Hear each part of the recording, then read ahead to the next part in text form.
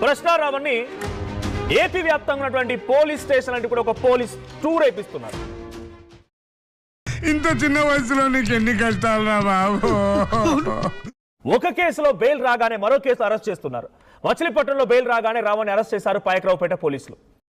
నోరు మూసుకుని ఉండకుండా నా కింద నేనే మంట పెట్టుకున్నాను.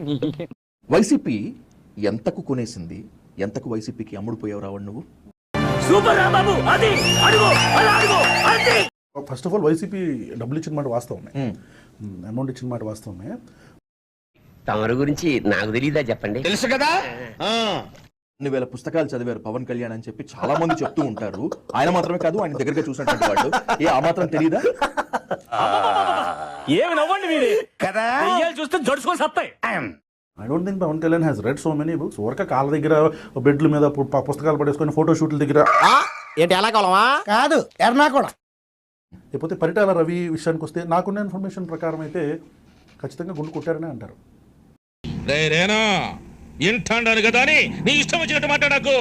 అంటే చిరంజీవి ఏమన్నా పైనుంచి దిగొచ్చాడా? ఎవరు మాట్లాడదా చిరంజీవి గురించి? ఎందుకు మాట్లాడదు? బరాబర్ మాట్లాడతాం. వాడు రెచ్చిపోతున్నాడు. లేదురా, రెచ్చగొడుతున్నాడు. అట్లా అంటాలైతే చిరంజీవి పెద్ద యాక్టరే కాదు. సోషల్ ఫ్యాంటసీ మూవీలు అసలు చిరంజీవి చేయలేడు.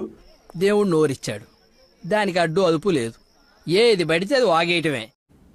అందరికీ తెలుసు, మనందరికీ తెలుసు ఉదయ్ కిరణ్కి అవకాశాలు ఎవరు ఆపేశారో మనకు తెలుసు.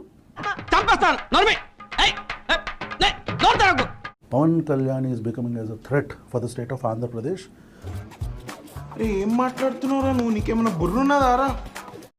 ఏంటి క్షమాపణ కోరతావా లేకపోతే లీగల్ ఫైట్ చేస్తావా? నీకు రాను రాను నోరు ఎక్కువైపోతుందిరా, కంట్రోల్ చేసుకో. ఓకేరా బాబు, ఈ రోజు నుంచి నోరెప్పను అసలు.